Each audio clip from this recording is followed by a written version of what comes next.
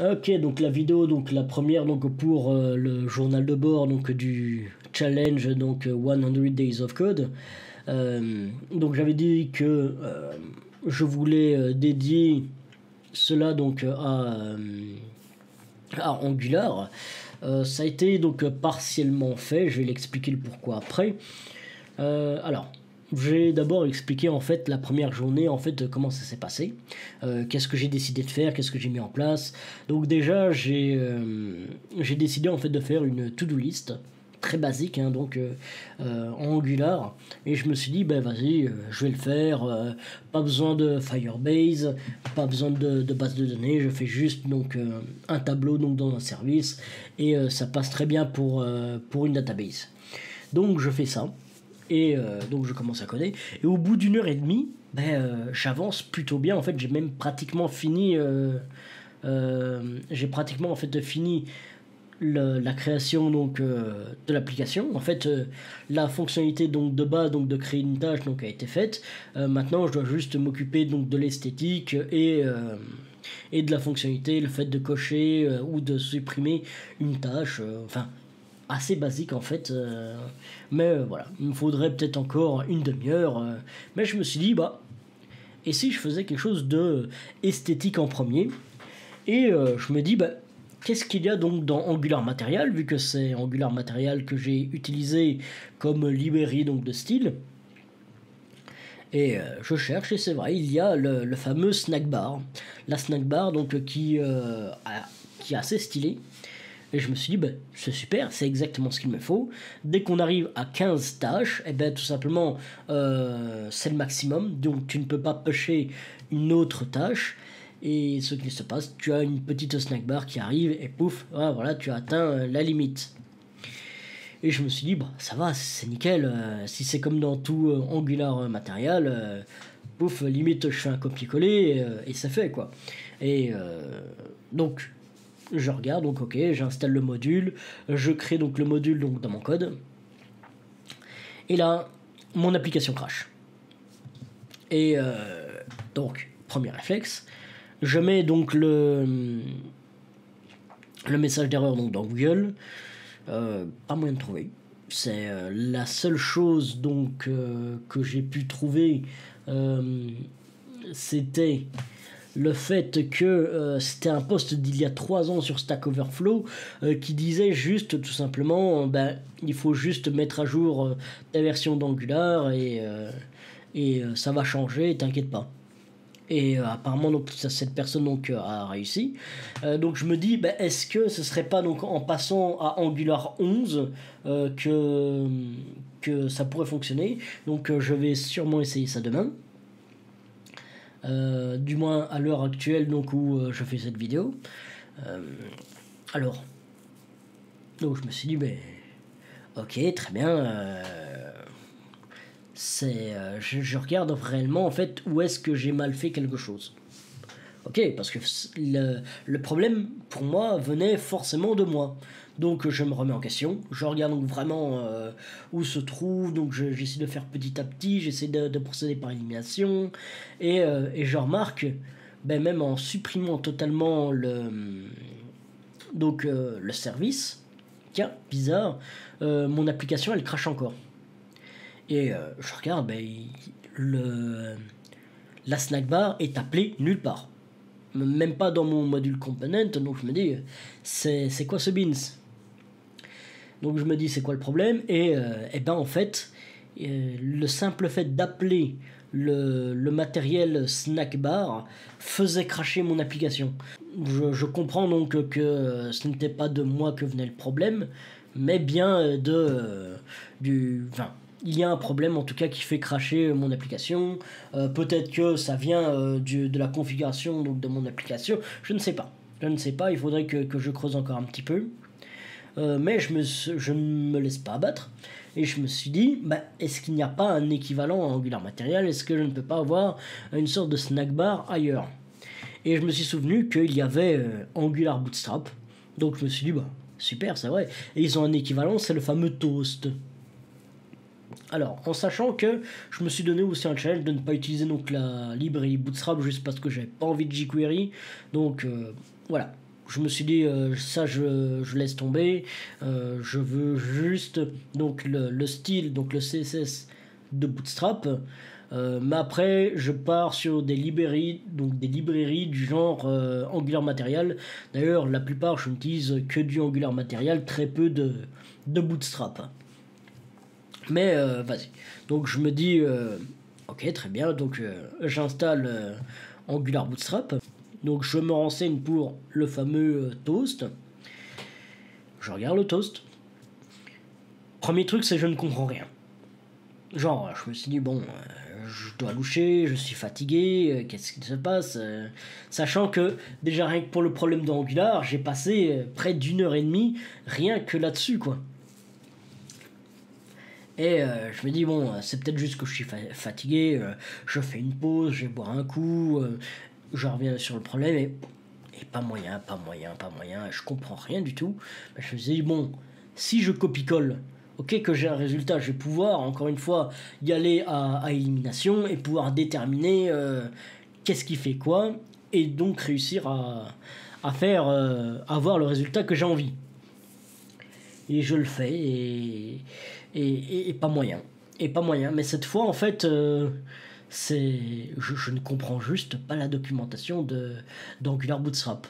Il y a certains composants où c'est super bien fait, mais pour ce toast, ouah, ah, tu dois faire des trucs. Je ne comprends strictement rien. Mais je me suis dit, bon, écoute, d'accord, je ne comprends pas la documentation, mais il y a des tutos sur internet, il y a Google, allons-y. Donc j'y vais.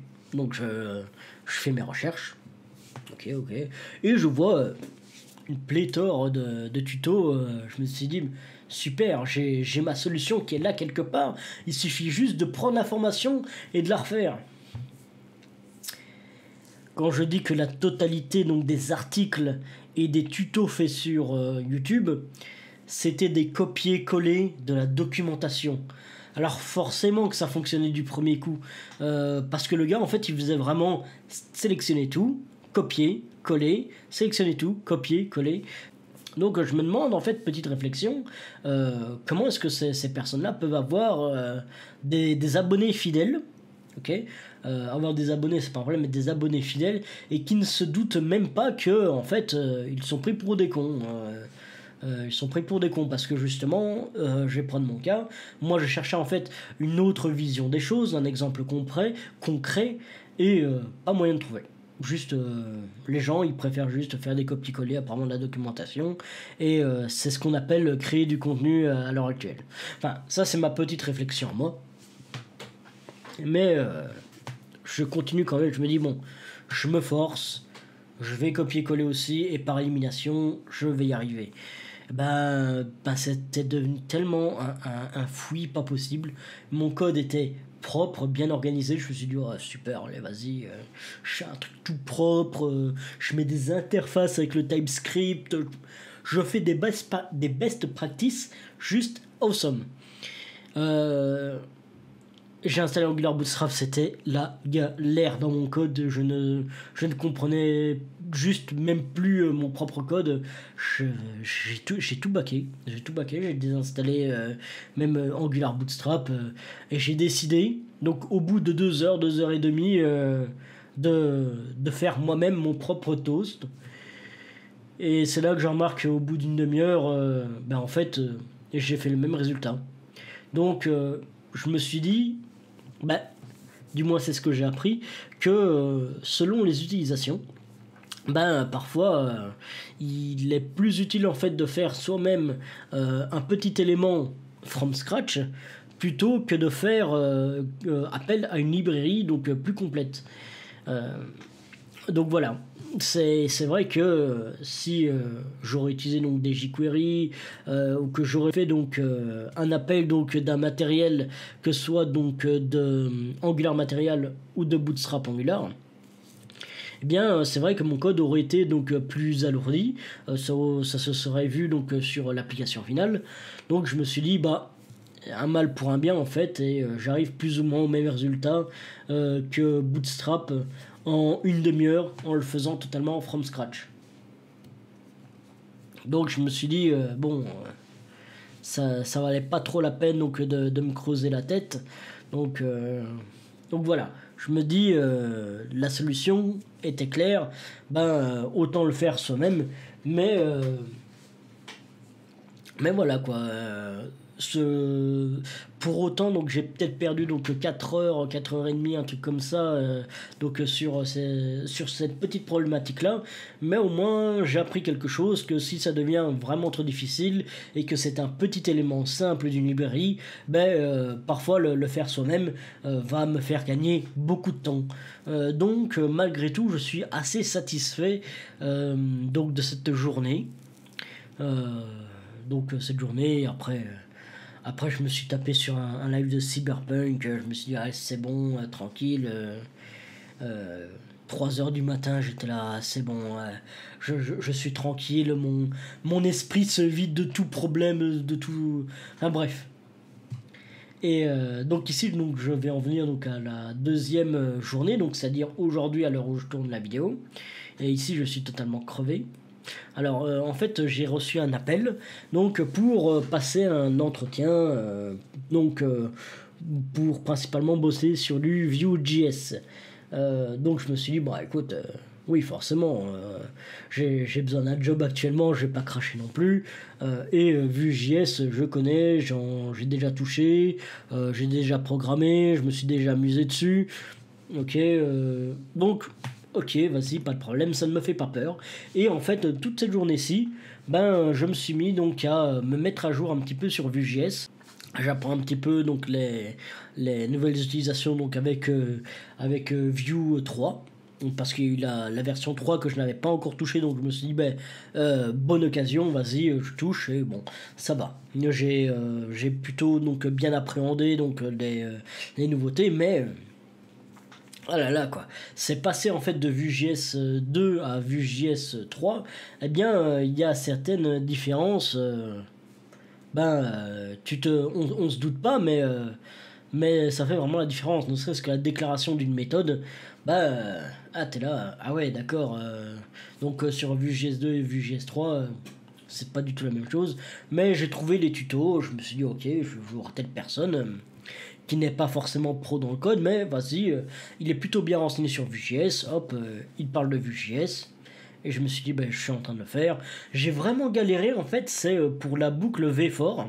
Alors ça peut paraître totalement con, tu dis, ouais mais mec, tu fais juste VFOR, et après, let machin, off machin, et c'est bon. C'est ce que je pensais aussi, mais en fait, j'ai bloqué sur une connerie, et en fait, il fallait juste que je rajoute une clé. Voilà, que sur Angular, en fait, c'est quelque chose de totalement optionnel, mais apparemment sur Vue.js 3, c'est totalement obligatoire, donc tu dois faire un bind de la clé. Ok, pas de problème, et une fois, au bout d'une demi-heure de recherche, ok, je trouve donc comment faire.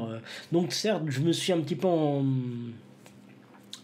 peu éloigné donc de Angular pour cette journée, mais comme j'ai l'entretien donc demain matin 10 h, je me dis bon, c'est pas mal, c'est pas si mal en fait de se renouveler les bases. Pour autant, si avec ce job ça passe, ce qui va se passer, c'est que je vais quand même apprendre Angular et Vue.js l'un à côté de l'autre. Je verrai comment m'arranger, mais basiquement ce challenge reste sur Angular. Donc voilà, ça devrait être donc tout ce que j'ai à dire pour les 2 premières journées. Donc en petit résumé, donc j'ai galéré donc le premier jour, j'ai duré donc 4 heures juste pour pouvoir comprendre que Angular Material, donc le snack bar crachait sur mon application, point barre, que Angular Bootstrap c'était vachement compliqué à appréhender donc dans son code, et que j'ai préféré tout simplement faire moi-même à la fin ma propre petite snack bar, parce que ça m'a pris infiniment moins de temps et pour un résultat plutôt équivalent à Bootstrap Angular, même si j'ai décidé de baquer le truc parce que je me suis dit bon, c'est bon, ça m'a saoulé. Juste voulu faire un petit hint en dessous de la barre des tâches et dire, ben voilà, tu atteins la limite maximale des 15 tâches et voilà. Mais pour le deuxième jour, c'était plutôt donc une préparation, donc un entretien d'embauche. Donc autant dire que, bon, au moins j'ai quand même codé, c'est un 100 Days of Code. Après, bon, ça ne m'a pas non plus déplu donc de faire du Vue.js. Je me dis pourquoi pas. Après tout, ça reste donc un framework proche d'Angular. Je me dis, il y a moyen de s'amuser aussi. Même si je pense qu'Angular a vraiment beaucoup plus de patates que Vue.js ou même que React, hein. À titre personnel, bien évidemment, hein. Donc voilà, c'est vraiment tout ce que j'ai à dire donc, pour le résumé donc, de ces 2 journées. Donc merci donc, d'avoir écouté donc, ce premier épisode. C'est un épisode d'essai bien évidemment. On sait bien que je m'améliore au fur et à mesure, mais c'est pour ça que je demande, n'hésitez pas à me donner donc, des retours sur les vidéos en question pour moi justement pouvoir m'améliorer. Moi j'avoue en fait je vais faire le montage de cette vidéo très vite fait et après je vais aller me coucher parce que je n'en peux plus ces 2 journées. J'ai codé un nombre... je vais voir d'ailleurs sur Wakatime un truc comme ça. Je te ferai une petite annotation quelque part si j'y pense de combien d'heures j'ai passé sur les 2 jours. Enfin bref. Donc merci donc d'avoir regardé donc cette vidéo. Je te dis donc à demain donc pour la suite donc de, de cette série de vidéos donc de 100 jours. Donc c'est-à-dire que si je compte que cette vidéo donc en vaut pour 2, ça veut dire qu'il y aura encore 98 vidéos donc qui vont suivre sur cette série. Donc voilà, je te dis à bientôt, enfin pas à bientôt, à demain. Donc n'hésite pas, donc si tu arrives plus tard, à regarder tout le reste, à t'abonner, à partager. Et puis on va voir ce que ça donne.